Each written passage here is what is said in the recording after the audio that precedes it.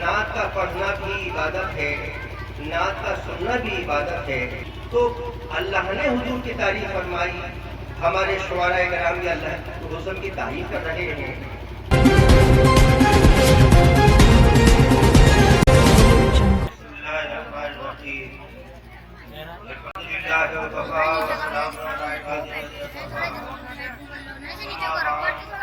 اوپر سے ان کو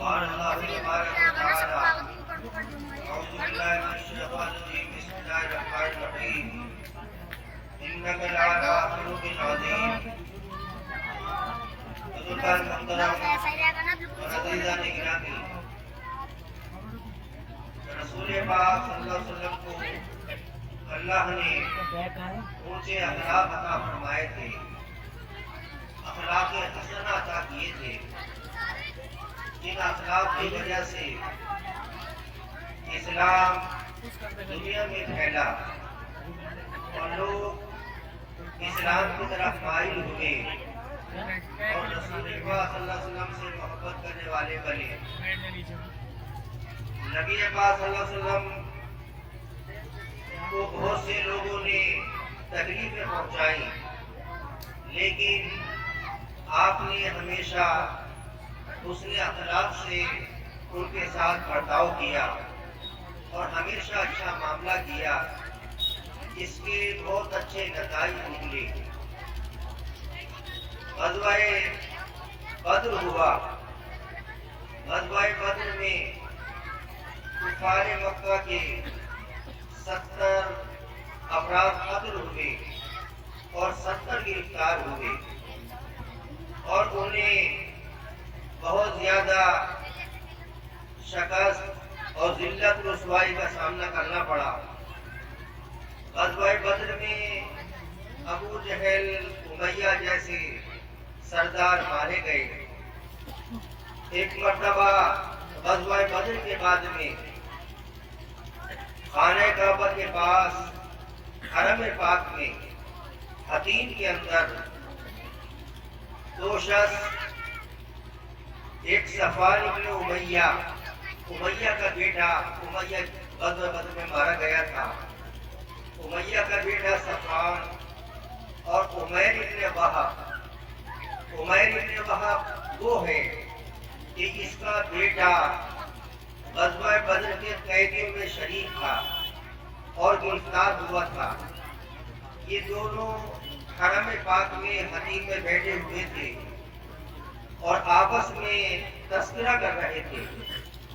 ایک نے دوسرے سے کہا کہ اب جینے کا مزہ ختم ہوا، ہمارے سردار مارے گئے، اب زندگی کا لطف ختم ہو چکا۔ دوسرے نے کہا کہ ایک ہی شخص ہے، اگر اس کو اختیار کر لیا جائے تو زندگی کا کوئی مزہ باقی رہ سکتا ہے۔ صفوان نے کہا کوئی شکل ایسی ہو جائے کہ رسول پاک صلی اللہ علیہ وسلم کو شہید کر دیا جائے تو غم بھی کچھ ہلکا ہو جائے گا اور زندگی کا لطف باقی رہ جائے گا۔ عمیر نے کہا صفوان، یہ کام تو میں بہت پہلے کر دیتا، لیکن میرے سامنے دو عذر ہے، ان کی وجہ سے میں یہ کام نہیں کر سکتا۔ صفوان نے کہا وہ دو عذر کیا ہیں؟ اس نے کہا ایک تو یہ کہ میرے دل میں قرض ہے، اگر میں اس سلسلے میں جاؤں اور بدلے میں مجھے بھی قتل کر دیا جائے تو قرض کا کہیں گے ہمارا قتل بغیر دیے چلا گیا، مجھے تانے دیں گے۔ ایک تو میرے دل میں قرض ہے، دوسرے میرے بیوی بچوں کے خرچ کا معاملہ ہے، اگر میں اس کام کے لیے چلا جاؤں تو بیوی بچوں کے خرچ کا کیا ہوگا؟ صفوان نے کہا عمیر، تو اس کی فکر نہ کر، تیرا سارا قرض میرے ذمہ ہے اور تیرے بیوی بچوں کا خرچ بھی میرے ذمہ ہے، میں تیرا قرض بھی ادا کروں گا، بیوی بچوں کے خرچ کا بھی خیال رکھوں گا، تم بے فکری سے اس کام کو کرو، یعنی رسول پاک کو شہید کر دو۔ صفوان نے ایک تلوار زہر میں بجھا کر عمیر کے حوالے کی۔ عمیر تیز سواری پر سوار ہوا اور بہت تیزی سے مدینہ منورہ پہنچا۔ ننگی تلوار ہاتھ میں ہے، مدینہ منورہ میں یہ پہنچا۔ حضرت عمر رضی اللہ عنہ نے اس کو پہچان لیا۔ وہ جانتے تھے کہ عمیر بڑا شریر اور مکار ہے۔ حضرت عمر نے اس کا ہاتھ پکڑا اور حسن کی خدمت میں آپ اسے لے آئے اور کہا حضور یہ عمیر بغیر اما کے مدینہ منورہ میں حاضر ہوا ہے اور اس کے ہاتھ میں ننگی تلوار ہے، ایسا لگتا ہے کوئی شر کی بات لے کر آیا ہے۔ رسول پاک نے فرمایا عمر اسے چھوڑ دو۔ حضرت عمر نے ہاتھ چھوڑا۔ ہم نے عمیر سے کہا عمیر میرے قریب آ جاؤ۔ حضرت عمر نے ساتھیوں سے کہا کہ اس کے بارے میں ذرا دھیان رکھنا، کہیں موقع پا کر اس پر حملہ نہ کر دے۔ نبی نے فرمایا عمیر قریب آؤ، قریب آئے۔ آپ نے فرمایا اور قریب آ جاؤ۔ وہ اور قریب آ گئے، بالکل جب نزدیک ہو گئے تو آپ نے عمیر سے پوچھا عمیر کیسے آئے ہو؟ کہا کہ آپ کی قید میں جو ہمارے مکہ معظمہ کے قیدی ہیں ان کے ساتھ میں رعایت کا معاملہ کرنا، میں سفارش کے لیے آیا ہوں کہ ان کے بارے میں رعایت کا معاملہ کرنا۔ آپ نے فرمایا عمیر اگر اتنی ہی بات تھی تو ننگی تلوار تمہارے ہاتھ میں کیوں ہے؟ کہنے لگا ان تلواروں سے کیا ہوتا ہے، یہ ننگی تلواریں تو بدر میں بھی تھی، انہوں نے کیا کر لیا؟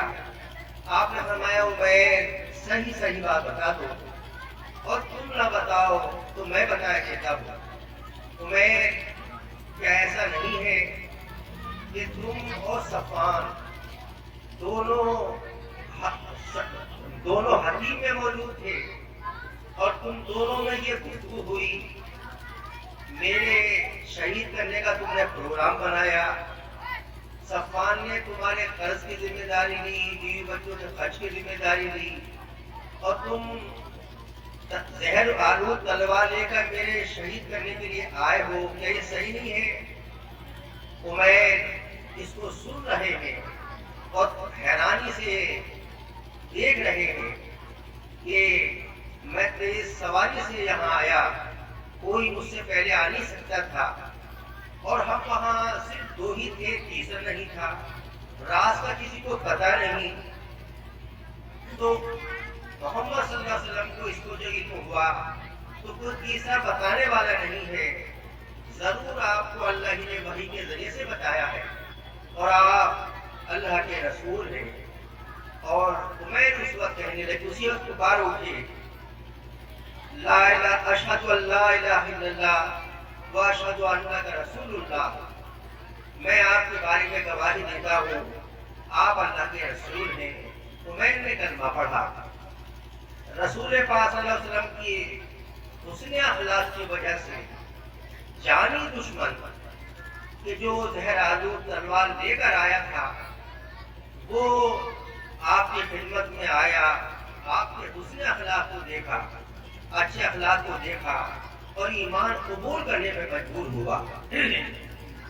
زید بن شانہ یہودیوں کے ایک بہت بڑے عالم ہیں، علامہ ہیں، وہ کہتے ہیں کہ میں رسول اللہ صلی اللہ علیہ وسلم کی خدمت میں حاضر ہوا، وہ ابھی ایمان لائے نہ تھے، آپ کے پاس آئے، گھل ملنے لگے۔ ایک مرتبہ ایسا ہوا ایک قوم کا سردار آیا اور اس نے آ کر یہ کہا حضور میرا قبیلہ ایمان لے آیا، میں نے ان سے یہ بات بتائی تھی تم ایمان لاؤ گے تو دنیا میں بھی تمہیں فراخی حاصل ہوگی، عیش حاصل ہوگا، لیکن اب صورتحال یہ ہے قحط سالی شروع ہو گئی اور میری قوم بڑی پریشان ہے، بھوکی ہے، اگر یہی حال رہا تو مجھے خطرہ ہے کہ ایمان سے پھر نہ جائیں۔ حضور ان کے لیے کچھ تعاون فرما دیجیے۔ حضرت علی موجود تھے، آپ نے حضرت علی کی طرف کو دیکھا، حضرت علی نے عرض کیا حضور اس وقت دینے کو تو کچھ بھی نہیں ہے۔ زید کہتے ہیں، زید بن شانہ جو یہودی عالم تھے، کہ میں نے حضور سے یوں عرض کیا حضور اگر آپ مجھے فلاں وقت میں اتنی کھجوریں دے دیں تو اتنا سونا میں کسی وقت دینے کو تیار ہوں۔ آپ نے سودا طے کر لیا، اس سے سونا لیا اور اس سردار کو دیا اور کہا اپنے قبیلے پہ خرچ کر لینا۔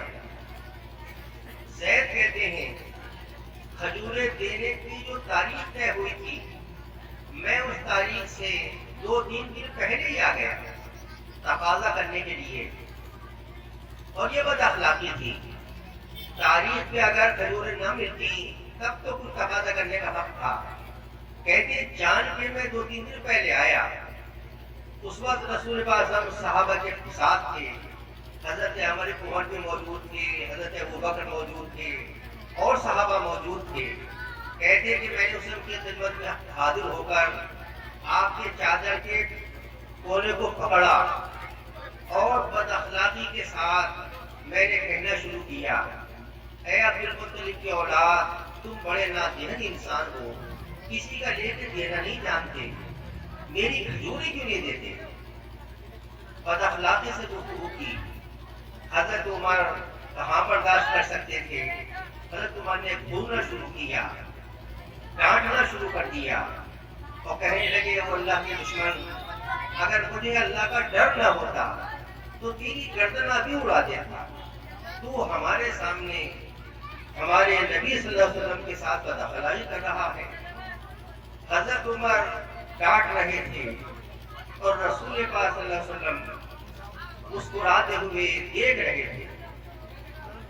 جب حضرت عمر ڈانٹ چکے تو حضور نے فرمایا عمر اس وقت جو تم نے عمل کیا تمہیں یہ عمل نہیں کرنا چاہیے تھا، تمہیں اس کے علاوہ اور دوسرا عمل کرنا چاہیے تھا۔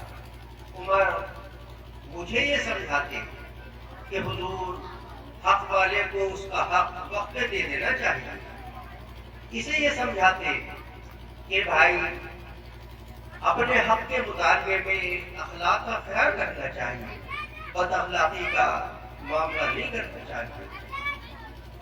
عمر تم نے اس کو ڈانٹا، ڈانٹنا اچھا نہ تھا، خیر اب جاؤ اسے لے جاؤ اور اس کی کھجوریں جتنی ہیں وہ سب اس کو توڑ کے دے دو، اور عمر جو تم نے اسے ڈانٹا ہے اس کے بدلے میں 20 سا کھجور اور دینا۔ 1 سا کھجور 3.5 کلو کی ہوتی ہے، تو 20 سا کھجوروں کے بارے میں آپ نے فرمایا اسے اور زیادہ دینا، اس وجہ سے کہ تم نے اسے ڈانٹا ہے۔ حضرت عمر اسے لے گئے، کھجوریں پوری توڑ کے دی، اس کے بعد 20 سا کھجوریں اور دینے لگے۔ زید کہنے لگے عمر یہ کیسے؟ کہا کہ میں نے جو تمہیں ڈانٹ دیا تھا تو نبی پاک صلی اللہ علیہ وسلم نے مجھے اس کا حکم دیا تھا کہ 20 سا کھجور اور زیادہ دینا، اس بدلے میں کہ تم نے اسے ڈانٹا ہے۔ اب زید پکار اٹھے، کہنے لگے عمر تم مجھے پہچانتے ہو، تم مجھے جانتے ہو؟ کہا نہیں کہ میں زید بن شانہ ہوں۔ حضرت عمر نے کہا زید بن شانہ یہودیوں کے علامہ کے ہاں میں وہی ہوں۔ حضرت عمر نے فرمایا زید اتنے بڑے عالم ہو کر تم نے رسول پاک صلی اللہ علیہ وسلم کے ساتھ میں کیوں گستاخی کی؟ زید کہنے لگے عمر میں توریت کا عالم ہوں اور میں نے توریت میں نبی آخر الزمان کی علامتیں پڑھی ہیں۔ جب میں آپ کی خدمت میں حاضر ہوا تو آپ کے چہرے مبارکہ کو دیکھ کر ساری علامتیں میرے ذہن میں آ گئی کہ آپ ہی نبی آخر الزمان ہیں، اور وہ ساری علامتیں آپ کے اندر پائی جاتی ہیں۔ 2 علامتیں میں پہچان نہ سکا تھا اور اس کا تعلق تجربے سے تھا۔ ایک تو یہ کہ آپ کا حلم، آپ کی قوت برداشت غصے سے بڑھی بھی ہوگی۔ دوسری علامت یہ کہ آپ کے ساتھ کوئی بد اخلاقی کا معاملہ کرے گا تو اس کی وجہ سے آپ غصہ نہیں ہوں گے، ناراض نہیں ہوں گے۔ یہ دو علامتیں مجھے پہچاننی اور تھی۔ عمر، میں نے جان کے بد اخلاقی کی تاکہ دو علامتوں کو پہچان لوں، میں نے پہچان لیا۔ عمر کو اس بات کے گواہ رہو کہ میں ایمان قبول کر رہا ہوں۔ اس کے بعد حسن کی خدمت میں حاضر ہوئی اور پھر وہاں آ کر کلمہ پڑھا۔ رسول پاک صلی اللہ علیہ وسلم کے یہ حسن اخلاق ہے، ان حسن اخلاق کی وجہ سے اسلام پھیلا، لوگ اسلام کی طرف مائل ہوئے، بڑے سے بڑا دشمن آپ کا گرویدہ ہوا، آپ کا فرما بردار بنا، آپ کا مطیع بنا۔ اگر ہم رسول پاک صلی اللہ علیہ وسلم کے اچھے اخلاق اپنے اندر پیدا کر لیں تو ہمیں غیروں کو، دوسروں کو زبانی دعوت دینے کی ضرورت نہیں ہے، زبانی اسلام کی دعوت دینے کی ضرورت نہیں ہے، زبانی ایمان کی دعوت دینے کی ضرورت نہیں ہے۔ ہمارے اچھے اخلاق، ہمارے اچھے معاملات خود اسلام کی دعوت ہوں گے اور اس کی وجہ سے لوگ اسلام کی طرف مائل ہوں گے۔ ایک واقعہ سنا کر میں اپنی بات کو ختم کر رہا ہوں۔ ایک رسالے میں دیکھا، ابھی چند تھوڑے سے عرصے کا واقعہ ہے کہ ایک بس جا رہی تھی، بس میں ایک شخص جو عالم نہ تھے لیکن بااخلاق مسلمان تھے، بیٹھے تھے۔ انہوں نے دیکھا پیچھے پھر کر بس میں کہ ایک خاتون کو، ہندو خاتون کو جو ہے کنڈکٹر ڈانٹ رہا ہے، کہہ رہا ہے کہ ٹکٹ کے پورے پیسے دو ورنہ بس سے اتر جاؤ۔ وہ عورت شریف خاندان کی تھی، صاحب مال تھی، لیکن سفر میں اس کے پاس روپے ختم ہو گئے تھے۔ تو وہ کنڈکٹر بہت ڈانٹ رہا ہے اور کہہ رہا ہے کہ ابھی بس سے اترو ورنہ ٹکٹ کے پورے پیسے دو۔ وہ عورت ڈر رہی ہے، سہم رہی ہے۔ تو یہ جو مسلمان سیٹ پر بیٹھے تھے، انہوں نے پیچھے کو دیکھا، کنڈکٹر سے کہا کیا بات ہے؟ کہا کہ یہ پورے پیسے نہیں دے رہی۔ کہا اسے کچھ مت کہو، اتنے روپے کم ہیں، میں دے رہا ہوں، تم لے لو، اسے کچھ مت کہو۔ وہ سارے روپے انہوں نے دیے۔ وہ غیر مسلم عورت انہیں دیکھتی رہی کہ یہ مسلمان مجھے جانتے نہیں، پہچانتے نہیں، لیکن کتنے اچھے اخلاق ان کے ہیں، انہوں نے میری بر وقت مدد کی۔ جب جہاں وہ اترے، اس عورت نے وہاں جو ہے اس جگہ کو پہچانا اور پھر جب اپنے گھر پہنچی، اپنے شوہر سے کہا اس طرح ایک مسلمان اس نے میری مدد کی۔ شوہر کو ساتھ لے کر وہیں آئی اور بار بار آئی کہ ان سے ملاقات ہو جائے۔ ایک دن ملاقات ہو گئی، وہ کسی ڈیوٹی پہ جاتے تھے، ملاقات ہو گئی۔ تو ان کے شوہر نے کہا کہ ہم آپ سے ملاقات کیوں کرنا چاہ رہے تھے کہ تاکہ آپ کا شکریہ ادا کریں، آپ نے ہماری بیوی کے ساتھ بڑا اچھا سلوک کیا اور ہم چاہتے ہیں آپ کے گھر بھی چلیں۔ تو وہ گھر پہنچے تو انہوں نے ان کا اچھا خاطر مدارات کی، تحفے تحائف بھی دیے۔ پھر ان کا آنا جانا شروع ہو گیا۔ پھر کچھ کتابیں بھی ان کو دیے جس میں اسلام کی خوبیاں تھیں۔ چند دنوں کے بعد میں شوہر بیوی دونوں، میں اپنے بچوں کے اسلام قبول کرنے کے لیے آیا اور اسلام قبول کر کے گئے۔ اگر ہمارے اندر رسول پاک صلی اللہ علیہ وسلم والے اچھے اخلاق ہوں گے، آپ کا حسن عمل ہوگا، اچھے معاملات ہوں گے، تو پھر زبانی ہمیں اسلام کی دعوت دینے کی بھی اتنی ضرورت نہیں ہے۔ ہمارا عمل، ہمارے اچھے اخلاق، ہمارے اچھے معاملات خود اسلام کی دعوت ہوں گے۔ آج کا یہ پروگرام رسول پاک صلی اللہ علیہ وسلم کی نعت سے متعلق ہے، نعتیہ پروگرام ہے، اور نعت کہتے ہیں رسول پاک صلی اللہ علیہ وسلم کی تعریف کرنا، آپ کی خوبیاں بیان کرنا، آپ کی اچھائیاں بیان کرنا، نظم میں اس کو بیان کیا جاتا ہے۔ تو نعت کا پڑھنا بھی عبادت ہے، نعت کا سننا بھی عبادت ہے۔ قرآن پاک میں بہت سی جگہوں پر اللہ تعالی نے حضور کی تعریف فرمائی ہے۔ تو اللہ نے حضور کی تعریف فرمائی، ہمارے شعراء کرام بھی اللہ حضور کی تعریف کر رہے ہیں۔ گویا کہ اللہ تعالیٰ نے جو عمل کیا تعریف کرنے والا، وہ تعریف کرنے والا عمل یہ بھی کر رہے ہیں۔ تخلقوا باخلاق اللہ، اللہ کے اخلاق کو اختیار کرنا چاہیے۔ حسن کی تعریف اللہ کر رہا ہے اور یہ شعراء کرام بھی کر رہے ہیں، ایک عبادت والا عمل کر رہے ہیں۔